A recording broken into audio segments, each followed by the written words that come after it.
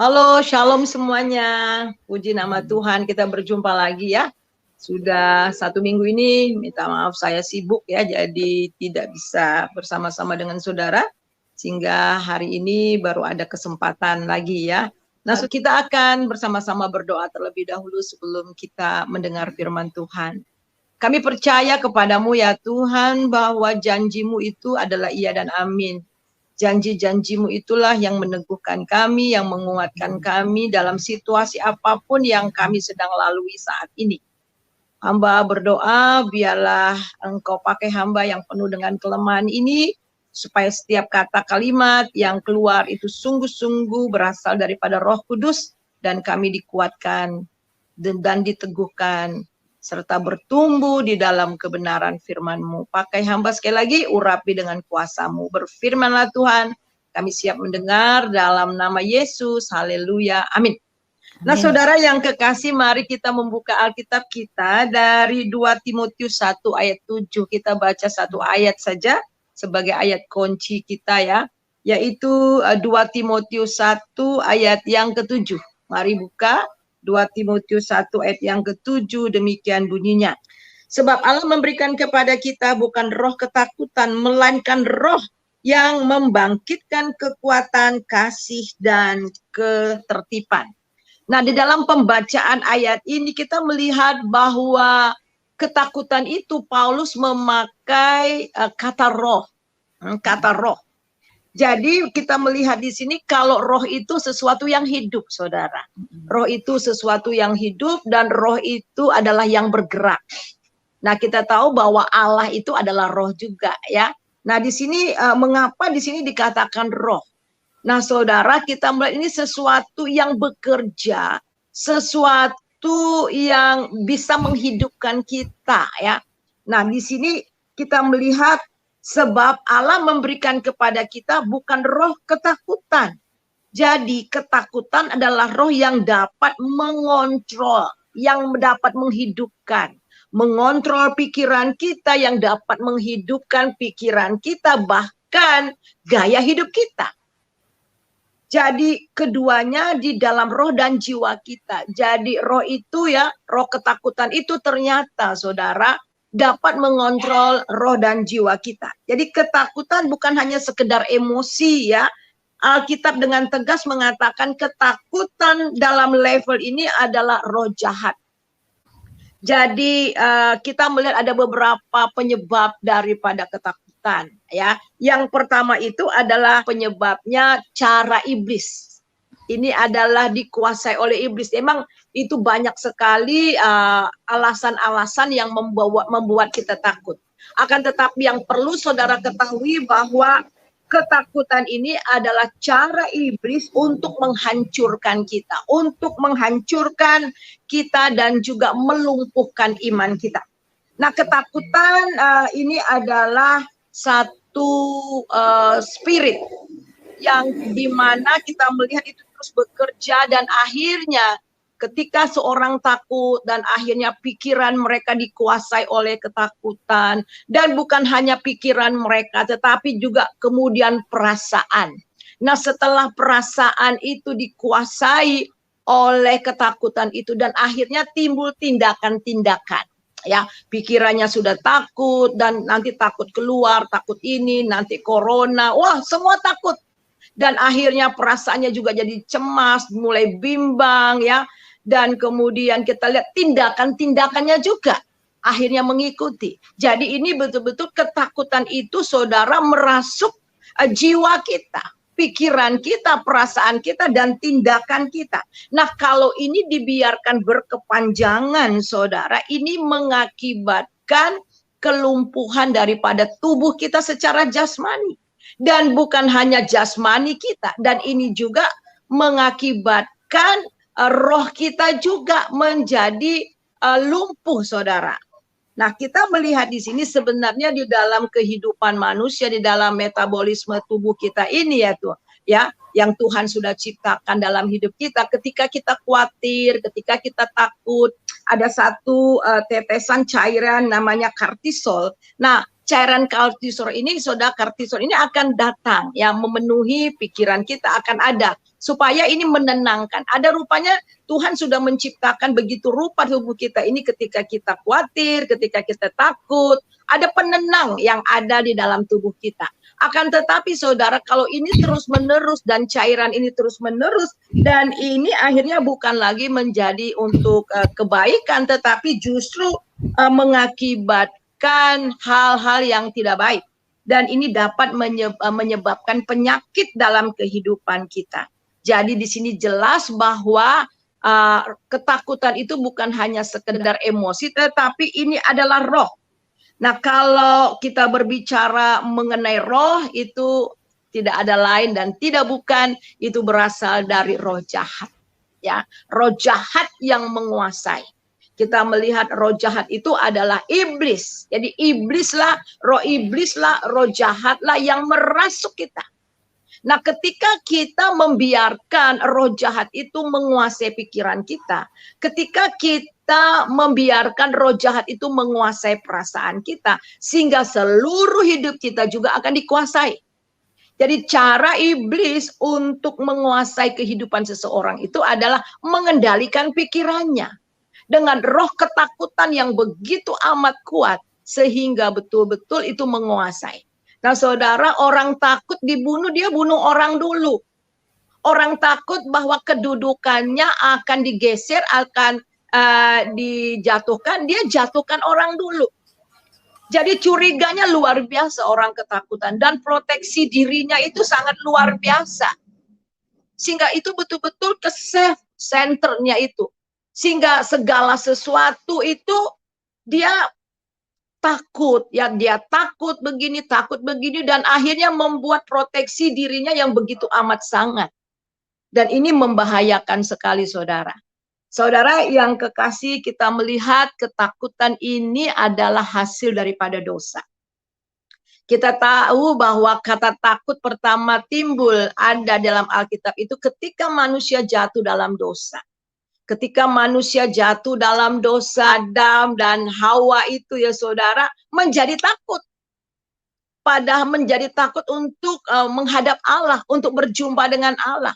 Alkitab mengatakan bahwa mereka mendengar suara langkah Tuhan. Rupanya sebelum mereka jatuh dalam dosa, mereka bergaul dengan Allah begitu akrab. Mungkin ada waktu-waktu tertentu dalam satu hari, mungkin sore hari atau pagi hari, Tuhan datang dan mereka bercakap-cakap, mereka bergaul dengan Allah.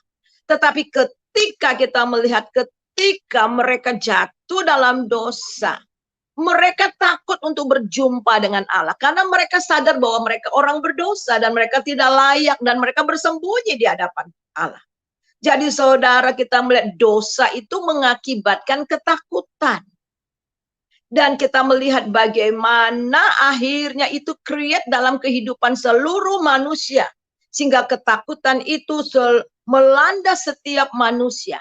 Jadi jelas bahwa ketakutan itu karena diakibatkan karena ketidakhadirannya Tuhan dalam hidup kita.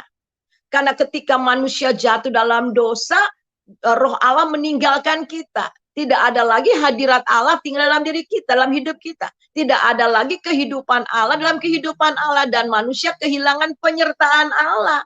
Nah, inilah yang mengakibatkan ketakutan, keterpisahan dengan Allah inilah yang mengakibatkan ketakutan. Jadi kita melihat ini juga cara iblis, inilah cara iblis sampai sekarang.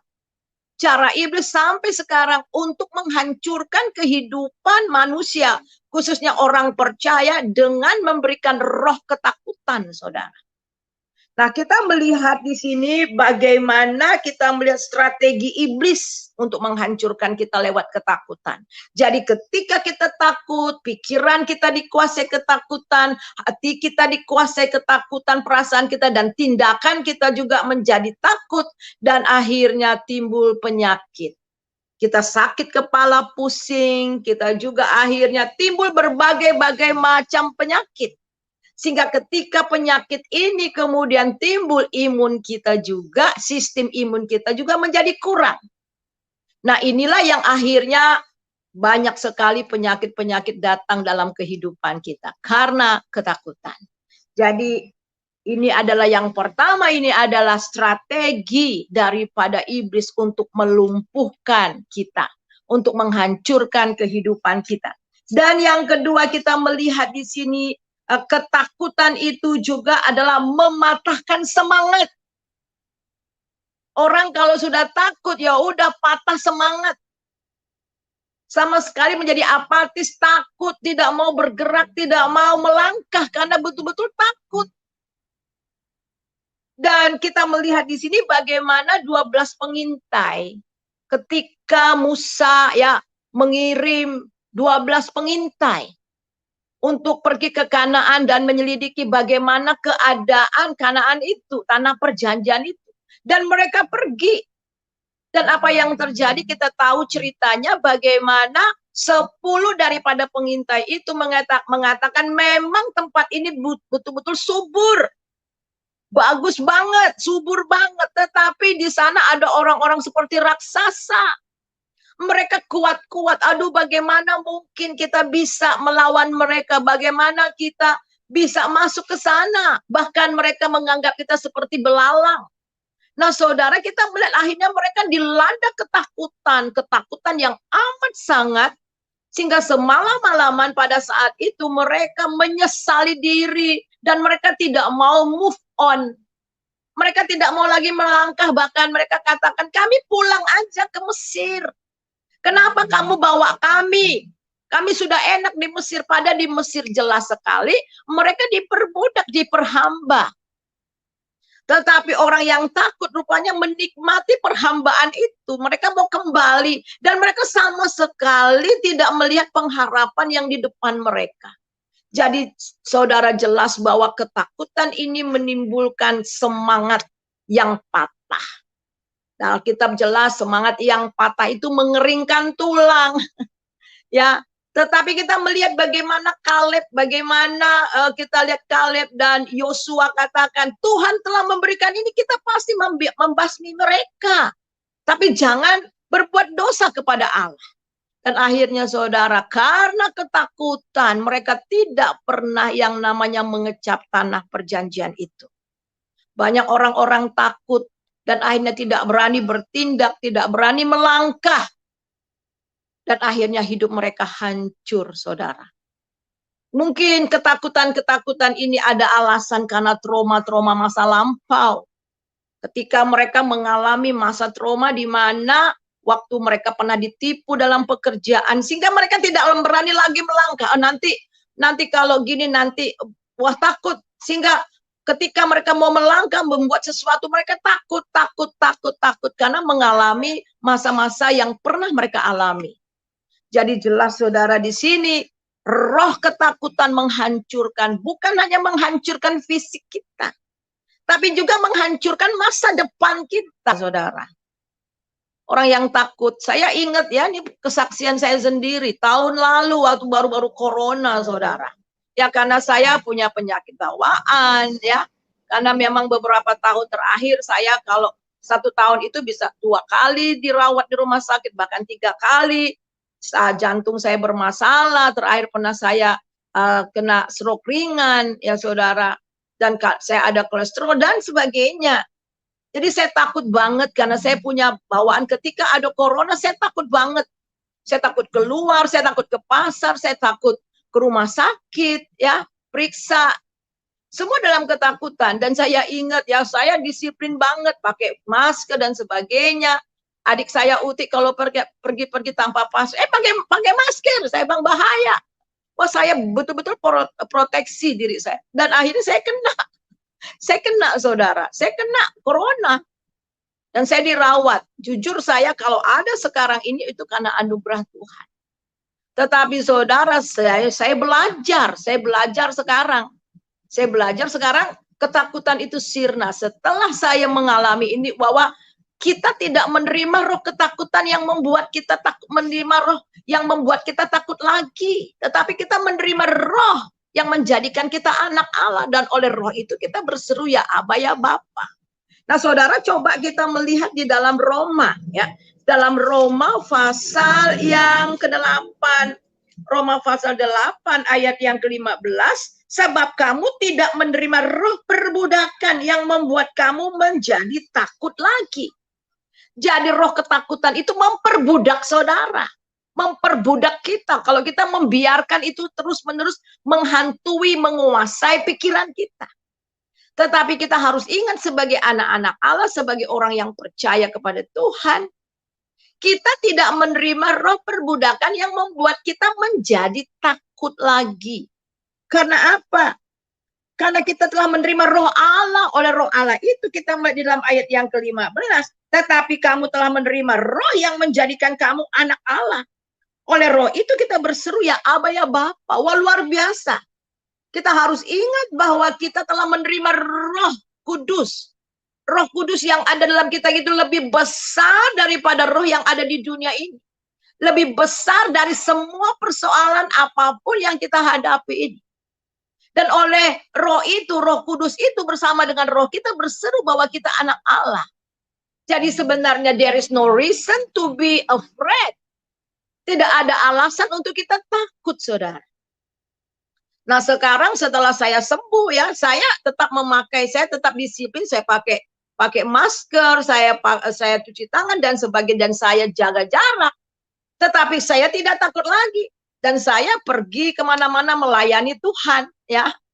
Saya melayani, tadinya sama sekali takut pergi keluar rumah, pagar aja saya takut, saudara, ke warung aja saya takut. Nah, sekarang saya melayani Tuhan kemanapun saya pergi dan sama sekali tidak takut, tetapi tetap menjaga.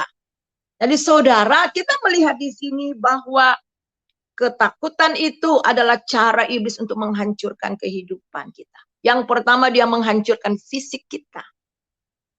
Kita akan timbul bermacam-macam penyakit. Dan yang kedua, saudara, melumpuhkan semangat saudara. Sehingga juga kita tidak punya pengharapan masa depan. Dan inilah strategi iblis yang paling ampuh di dalam menghancurkan kehidupan anak-anak Tuhan. Dan yang ketiga kita lihat di sini. Iblis bukan hanya menghancurkan fisik kita, menghancurkan semangat kita, tetapi iman kita. Iman kita. Jadi saudara, ketakutan itu adalah lawan daripada iman. Ya, ketika orang takut, dia susah untuk melihat Tuhan. Dia susah melihat janji-janji Tuhan. Karena hatinya, perasaannya, jiwanya sudah dikuasai oleh ketakutan. Sehingga apapun firman Tuhan yang dia dengar itu sama sekali mental. Jadi ketakutan menghancurkan iman, saudara. Kita belajar bagaimana dari 12 pengintai itu bukan hanya semangat mereka yang patah, tetapi iman mereka yang patah. Sehingga apa yang terjadi, saudara? Apa yang terjadi, saudara? Mereka tidak pernah mengecap yang namanya tanah perhentian. Mereka tidak pernah mengecap yang namanya Tuhan itu. Orang-orang yang dikuasai roh ketakutan, saudara. Benar-benar iman mereka menjadi mati. Iman mereka menjadi lumpuh. Sehingga mereka sulit sekali untuk melihat kebesaran Tuhan. Dan mereka tidak mengalami Tuhan. Nah, oleh sebab itu firman Tuhan jelas mengatakan kita kembali kepada 2 Timotius 1 ayat ke-7. Jadi, sebab Allah memberikan kepada kita bukan roh ketakutan. Tetap melainkan roh yang membangkitkan kasih. Saudara, kasih melenyapkan segala ketakutan. Nah, coba mari kita melihat di dalam 1 Yohanes pasal yang ke-4. Kita lihat 1 Yohanes pasal yang ke-4, di situ mengatakan bahwa kasih melenyapkan ketakutan. Kita lihat pasal yang ke-4 di dalam ayat yang ke-17. Dalam hal inilah kasih Allah sempurna di dalam kita, yaitu kalau kita mempunyai keberanian percaya hari penghakiman, karena sama seperti Dia juga adalah di dalam Dia. Di dalam kasih tidak ada ketakutan. Kasih yang sempurna melenyapkan ketakutan. Sebab ketakutan mengandung hukuman. Dan barang siapa takut, ia tidak sempurna di dalam kasih. Jadi saudara, Tuhan telah memberikan kepada kita bukan roh perbudakan yang membuat kita takut lagi, tetapi roh yang membangkitkan kasih. Dan jelas sekali lagi di dalam ayat yang ke-18, di dalam kasih tidak ada ketakutan. Jadi justru Tuhan memberikan Roh Kudus itu yang membangkitkan kasih. Kasih itu dicurahkan ke dalam hati kita. Kasih kita kepada Tuhan, kasih kita kepada sesama saudara, sehingga melenyapkan ketakutan.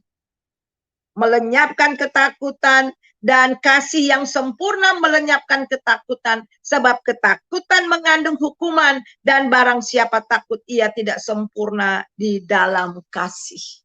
Jadi jelas saudara, ya, kalau kita mengasihi Tuhan, ya, kita tahu bahwa Dia pelihara kita tahu bahwa hidup kita sepenuhnya ada di dalam Dia, kita tidak takut, ya.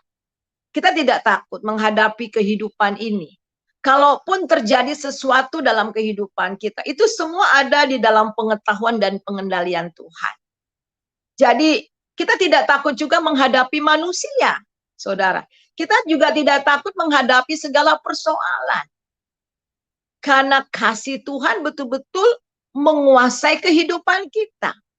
Sehingga apapun keadaan kita betul-betul dikuasai oleh kasih, saudara. Nah, sebab itu di dalam Roma juga, ya, dalam Roma pasal yang ke-8.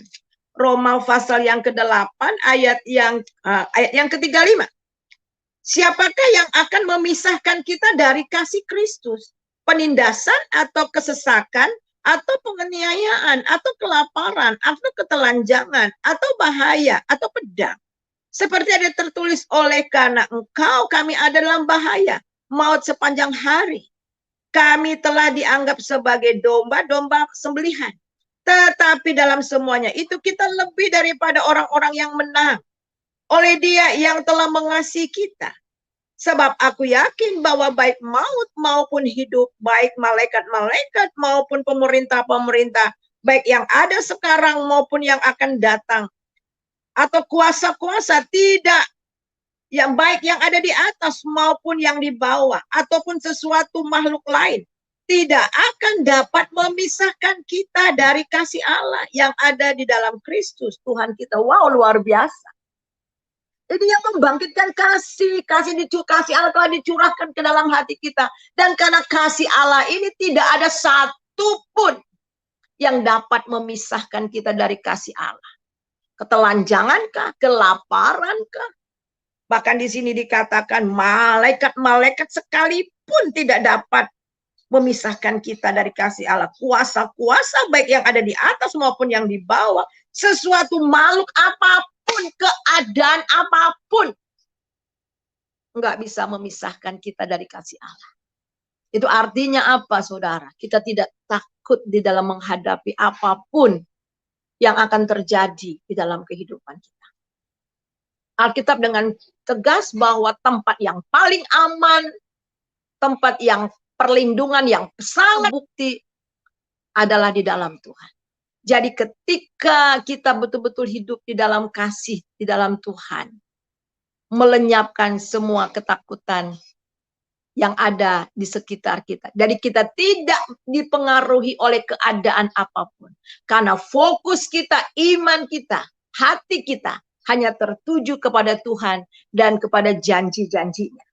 Saudara yang kekasih, kita melihat, ya, kita lihat di sini bahwa sangat penting sekali buat kita untuk bangkit. Kita lihat lagi apa yang dikatakan oleh firman Tuhan. Dia bukan hanya membangkitkan kasih, tetapi juga ketertiban. Ya, ketertiban.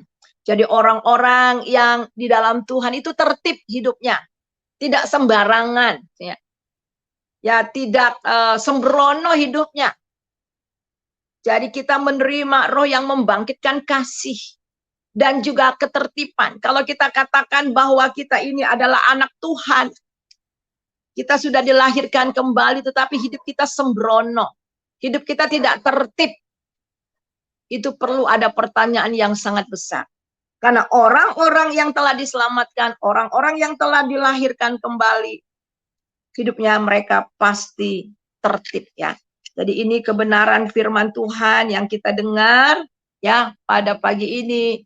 Mari kita bangkit ya dari semua ketakutan. Mungkin ada di antara saudara ya yang takut. Sekarang kita lihat isu-isu ya, ada corona yang dari India, sesak napas langsung meninggal dan sebagainya. Dan kita takut saudara. Itu manusia memang takut itu. Tetapi kalau terus-menerus, dan itu telah menguasai pikiran saudara, hati saudara, tindakan saudara, itu bukan hanya sekedar takut emosi manusia, tapi itu udah spirit. Dan saudara harus usir itu dalam kehidupan saudara. Dan biarkan Roh Kudus menguasai pikiran saudara. Martin Luther mengatakan begini, kita tidak bisa mencegah burung berterbangan di atas kepala kita. Tetapi kita bisa mencegah, ya kita bisa mencegah burung itu bersarang di pikiran kita. Dan dalam media, dalam semua news, berita yang kita dengar, itu kita nggak bisa cegah. Itu bertebaran dan ingin hinggap di pikiran kita. Tapi jangan biarkan dia bersarang di pikiran kita. Jangan kita biarkan ketakutan itu menguasai pikiran kita dan jiwa kita. Tetapi biarlah Roh Kudus sepenuhnya yang menguasai kita. Sehingga ada satu sukacita, ada satu damai yang diberikan kepada kita. Sehingga kita dapat berkata, apapun yang terjadi di sekitar kita, kita tetap mempunyai pengharapan di dalam Tuhan. Mari kita satu dalam doa. Terima kasih Tuhan untuk kebenaran firman Tuhan. Pada pagi ini kami belajar, iblis berusaha menghancurkan hidup kami. Salah satunya dengan memberikan roh ketakutan. Hamba mau berdoa untuk mereka yang ada sedang menyaksikan channel ini. Tuhan tolong jamah kalau ada di antara mereka sekarang dikuasai oleh roh ketakutan. Berikan semangat kepada mereka. Berikan kesungguhan kepada mereka untuk melihat janji-janji-Mu Tuhan. Bahwa memang dunia ini akan terus bergejolak. Tetapi orang-orang yang menanti-nantikan Tuhan, orang-orang yang hanya melihat kepada Tuhan akan senantiasa mendapatkan kekuatan yang baru. Akan senantiasa diberi semangat yang baru. Dan terus maju bergerak untuk maju di dalam Tuhan. Terima kasih. Di dalam nama Yesus kami berdoa. Haleluya. Amin. Ya, shalom. Terima kasih Tuhan Yesus memberkati saudara sekalian. Ya, saya serahkan kepada Uti kembali. Ini ada Pak Gunawan, Ibu Cynthia. Good morning, Bu. Shalom. Selamat pagi. Selamat pagi, Pak Teolog. Selamat pagi semuanya. Shalom Bu Uti. Salam ya. Bu Cynthia, Pak Leo, dan Pak Jos. Iya. Ya, mungkin Pak Leonardus bisa say something juga. Iya. Ya. Bisa tambahkan, yang mau tambahkan tentang yang tadi Pak, silakan. Boleh. Benar yang dikatakan Ibu itu tadi. Jadi sebenarnya iman itu pun datang dari Tuhan sebenarnya. Jadi kata kuncinya sebenarnya persekutuan yang indah dengan Tuhan. Sama seperti si Henok ya. Henok itu bergaul akrab dengan Tuhan. Sehingga dia sampai hidupnya pun, akhir hidupnya di bawah Tuhan. Gak perlu lagi dikubur-kubur. Matinya pun ya kan. Benar itu kan, Henok yang dibawa Tuhan ke surga tanpa lewat kematian ya. Iya, atau saya salah. Jadi sebenarnya kata kuncinya adalah bagaimana kita bersekutu dengan Tuhan, bergaul dengan Tuhan. Sama seperti apa sebenarnya tujuan utama dari Tuhan memanggil kita? Ya bersekutu dengan Dia, bergaul dengan Dia. Bahkan di kitab Wahyu, Tuhan itu digambarkan sebagai suami kita, Yesus Kristus itu sebagai suami kita sebagai istrinya begitu. Jadi artinya bergaul yang sangat akrab ya, bersekutu yang sangat akrab dengan Tuhan. Dan persekutuan inilah yang membawa kemenangan-kemenangan dalam kehidupan ini. Ya kita tahu memang dunia ini ya sudah jatuh ke dalam dosa artinya tidak serta-merta semua dosa-dosa itu hilang, kan tidak. Tetap dia bercokol di dunia ini. Cuman Tuhan menyediakan bahteranya, Tuhan menyediakan kapalnya, yaitu Yesus Kristus, supaya kita bisa tinggal di dalam kapal itu, sehingga gelombang-gelombang di dunia ini pun tidak akan menenggelamkan kita, tidak akan menghanyutkan kita, begitu. Jadi kunci utamanya adalah bagaimana kita bersekutu dengan Tuhan yang benar. Tuhan yang benar itu adalah Yesus Kristus. Jadi kata kuncinya adalah Yesus Kristus itu adalah Tuhan. Bergaulah kita dengan Dia terus-menerus, jangan sedikit pun ragu. Belajarlah mengenal Dia melalui firman-Nya. Kita punya Tuhan yang memperkenalkan diri kepada kita, yang bisa kita kenali, yang bisa kita pelajari, yang bisa kita pahami, dan kita bisa tahu bahwa Dia itu bersama dengan kita. Ya, kita bisa tahu. Kalau ada kedamaian dalam hidup kita, ada kasih, itu pasti Tuhan bersama kita. Kalau sudah ada ketakutan, ada kekecewaan, ada beban-beban berat yang masih nempel dengan kita, seperti yang dibilang Ibu Suryani tadi, ya berarti kita belum nyatu dengan Tuhan. Itu saja cirinya yang saya kira yang bisa saya tambahi. Kira-kira bisa ditambahi teman-teman yang lain ya, Bapak Ibu. Shalom, terima kasih, puji Tuhan. Buktinya lagi stuck. Atau dilanjut aja sama yang lain. Bu Cynthia bagaimana Bu Cynthia? Halo, dari renungan tadi. How are you all? I hope everybody is good. Nggak kena COVID. Sama juga saya nggak kena. Pulih. Karena badan saya lagi panas beberapa hari ini. Oh iya, tentang takut. Jangan takut. Saya ingat juga dulu. Waktu saya baru kenal Tuhan. Masih dibawa kejar takut. Ngeri. Nggak demen. Aduh, ngeri sekali. Nggak enak. Terus aku ingat. For God hath not given us the spirit of fear, but of power, of love, and of a sound mind. Yang tadi Bu Suryani Bosan bilang. Terus saya juga ingat yang ini di Matius 6. Matius 6 ayat 25 dia bilangkan ini. Therefore I say to you, do not worry about your life, what you will eat or what you will drink. Itu kan. So kita nggak usah worry kan, bener nggak?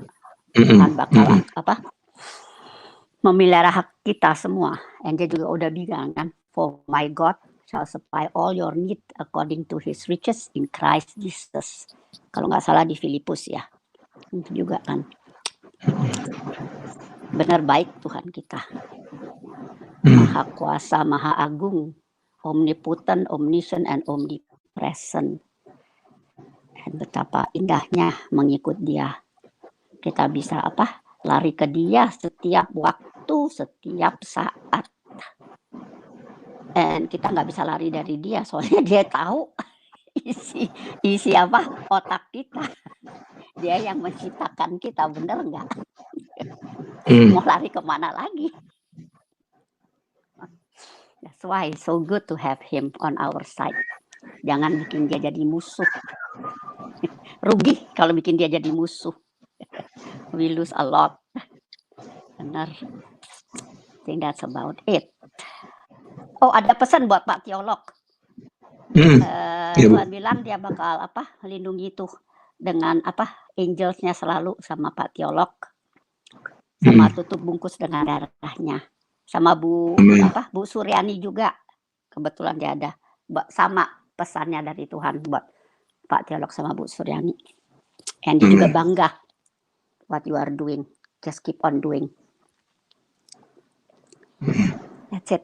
Tuhan berkati, and I pray everybody will know and believe the Lord and be touched and not to worry or be afraid because He's always with us. In Jesus' name we pray and believe. Amen. Praise the Lord. Amen. Haleluya. Oke, lanjut Pak Jos.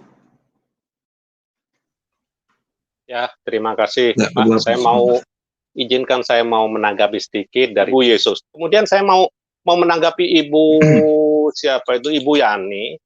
Kita ambil, ya memang belakangan ini hamba Tuhan banyak yang men-share memberitakan ketakutan, kekhawatiran, kecemasan. Nah, bahkan di dalam Lukas 12 ayat 22, Yesus berkata kepada murid-muridnya, karena itu aku berkata kepadamu, janganlah khawatir akan hidupmu, akan apa yang hendak kamu makan, dan janganlah khawatir pula akan tubuhmu, akan apa yang hendak kamu pakai. Sebab hidup itu lebih penting daripada makanan, dan tubuh itu lebih penting daripada pakaian.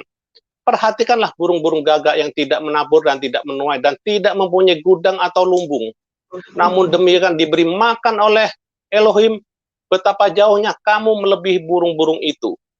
Siapakah di antara kamu yang karena kekhawatiran dapat menambahkan sehata pada jalan hidupnya? Nah, ini.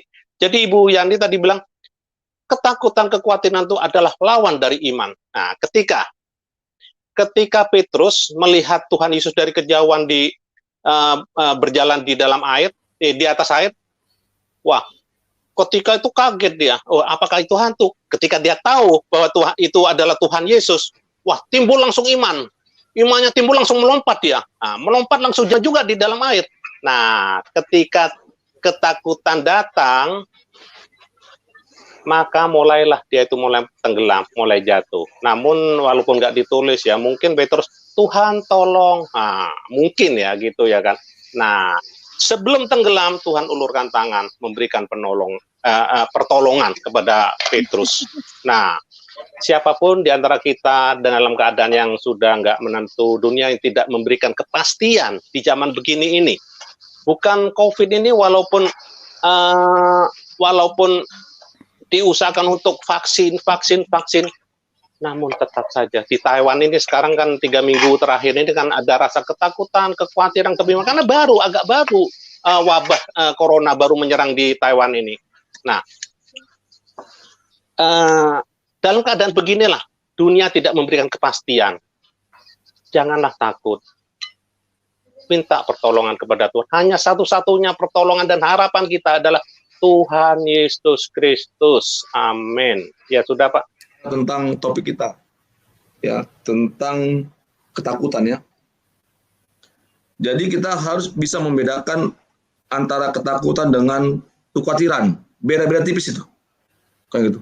Ketakutan dengan kekhawatiran itu beda-beda tipis. Ketakutan tidak sama dengan kekhawatiran. Ya, apa perbedaannya? Nah ini saya akan kasih tahu. Kalau berbicara tentang ketakutan, ya ketakutan itu adalah sebuah rasa takut menghadapi apa? Ketika kita menghadapi sesuatu objek yang benar-benar di hadapan kita. Jadi apa objek itu ada di hadapan kita. Itu namanya ketakutan. Gitu. Ya.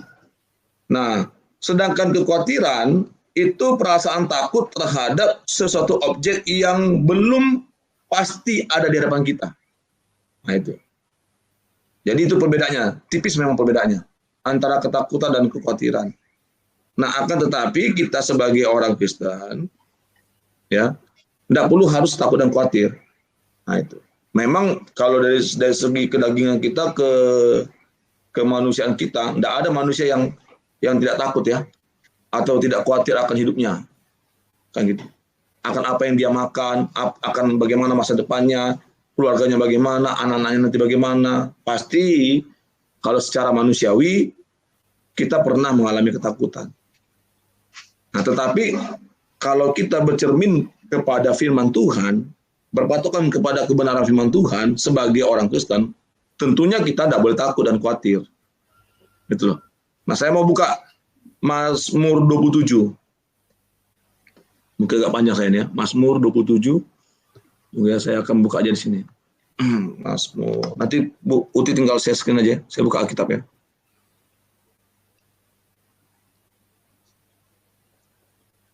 Ini.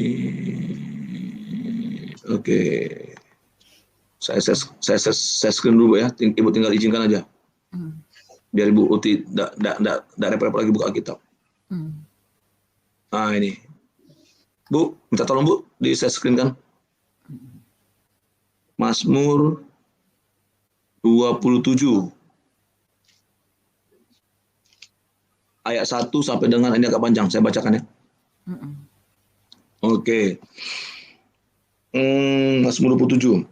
ya, Lembaga Alkitab Indonesia memberikan sebuah judul itu aman dalam perlindungan Allah dari Daud. Tuhan adalah terangku dan keselamatanku. Kepada siapakah aku harus takut? Tuhan adalah benteng hidupku. Terhadap siapakah aku harus gemetar? Ketika penjahat-penjahat menyerang aku untuk memakan dagingku, yakni semua lawanku dan musuhku, mereka sendirilah yang tergelincir dan jatuh. Sekalipun tentara berkemah mengepung aku, tidak takut hatiku. Sekalipun timbul peperangan melawan aku, dalam hal itu pun aku tetap percaya. Satu hal telah kuminta kepada Tuhan, itulah yang kuingini. Diam di rumah Tuhan seumur hidupku, menyaksikan kemurahan Tuhan dan menikmati baitnya. Sebab ia melindungi aku dalam pondoknya pada waktu bahaya.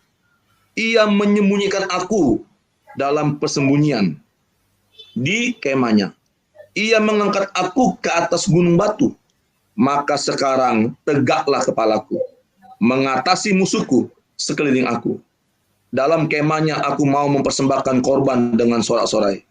Aku mau menyanyi dan bermazmur bagi Tuhan. Dengarlah Tuhan seruan yang kusampaikan. Kasihanilah aku dan jawablah aku. Hatiku mengikuti firman-Mu, carilah wajahku, maka wajah-Mu ku cari ya Tuhan. Jangan menyembunyikan wajah-Mu kepadaku. Janganlah menolak hamba-Mu ini dengan murka. Engkaulah pertolonganku. Janganlah membuang aku dan janganlah meninggalkan aku. Ya Allah penyelamatku. Sekalipun ayahku dan ibuku meninggalkan aku, namun Tuhan menyambut aku. Tunjukkanlah jalan-Mu kepadaku ya Tuhan, dan tuntunlah aku di jalan yang rata oleh sebab seteruku. Jangan menyerahkan aku kepada nafsu lawanku, sebab telah bangkit menyerang aku saksi-saksi dusta dan orang-orang yang bernafaskan kelaliman. Sesungguhnya aku percaya akan melihat kebaikan Tuhan di negeri orang-orang yang hidup. Nantikanlah Tuhan, kuatkanlah dan teguhkanlah hatimu. Ya, nantikanlah Tuhan. Nah, ini luar biasa ini. Ya kan? Bagaimana kita melihat pengalaman pemazmur, ya, Raja Daud di dalam hidupnya. Raja Daud juga itu mengalami ketakutan, kegentaran. Ya kan? Dia dicacari oleh Saul, Raja Saul untuk dibunuh. Ya, dia juga menghadapi peperangan. Tapi hebatnya Raja Daud ini, makanya nama dia itu tercatat dalam sejarah ya, dan dalam Alkitab itu, karena Raja Daud itu menjadi raja yang selalu menggantungkan hidupnya kepada Tuhan. Itu. Raja Daud selalu mengandalkan Tuhan dan meletakkan seluruh hidupnya, pengharapannya kepada Tuhan. Nah, itu. Makanya dia katakan, Tuhan jangan pernah tinggalkan aku. Itu luar biasa. Nah, ini saudara yang harus menjadi doa kita. Ya, prinsip hidup kita di hadapan Tuhan, kepada Tuhan. Ya, kita harus selalu berkata, Tuhan jangan pernah tinggalkan aku. Itu. Ya kan? Karena apa? Ya, dalam ayat-ayat tadi dikatakan, karena apa? Karena Tuhan itu selalu ada dalam firman kita. Makanya kita harus kuatkan dan teguhkan hati kita. Aduh. Jangan mau digeser dari pengharapan di luar Tuhan. Itu. Ya. Jadi bagaimana kita harus mengalahkan segala ketakutan dan kekhawatiran kepada Tuhan? Kita harus hidup di dalam Tuhan itu sendiri. Nah, itu. Makanya di dalam ayat 4 dikatakan, satu hal telah kuminta kepada Tuhan, itulah yang kuingini. Diam di rumah Tuhan seumur hidupku, menyaksikan kemurahan Tuhan dan menikmati baitnya. Nah, itu. Jadi memang kita harus diam dalam Tuhan. Nah, itu. Mencari Tuhan itu sendiri. Nah, itu. Sehingga kalau kita itu jadi prinsip dalam kehidupan kita, yakinlah. Ya kan? Sekalipun mungkin kita akan mulai mengalami ketakutan, Tuhan akan bilang, jangan takut, jangan khawatir. Makanya kalau di dalam Alkitab, nah ini hebatnya kitab suci kita ya, Alkitab, perkataan jangan takut itu ada sebanyak 365 kata. Di kitab suci lain tidak ada tuh. Ya. Di kitab suci orang lain tidak ada, agama lain tidak ada. Tapi di dalam Alkitab, Yesus mengatakan jangan takut. Firman Tuhan katakan jangan takut itu sebanyak 365 kata. Itu. Artinya saudara, kalau kita lihat dalam 1 tahun, ada berapa hari? Ada 365 hari. Luar biasa ada Alkitab kita. Mengapa firman Tuhan menyampaikan jangan takut itu 365 kata? Karena di dalam hidup kita dalam setahun itu ada 365 hari. Berarti setiap hari Tuhan mengatakan kepada kita jangan takut, jangan takut, jangan takut, jangan takut. Itu luar biasa Alkitab itu saudara. Kitab suci itu. Nah itu. Makanya kita jangan pernah takut setiap saat, setiap hari. Serahkanlah segala kekhawatiranmu kepada Tuhan. Nah itu. Itu aja Bu. Bu Uti silakan. Terima kasih untuk kalian semua. Ya. Ibu Sin sudah bicara ya Bu ya. Ibu Sin, Ibu Cynthia, kita akan tutup ya, kita akan lanjut. Bu. Udah ya. Udah, terima kasih. Kita akan lanjut aktivitas kita teman-teman ya. Sudah siang, kita mau melanjutkan pekerjaan ya. Puji Tuhan, besok Pak Teolog, lalu Kamis Pak George ya, Jumat lalu Pak Leonardus, oke? Ya, salam kebenaran, nyatakan kebenaran, ya baik atau tidak baik waktunya. Selamat hari Selasa teman-teman, God bless. God bless. Ya.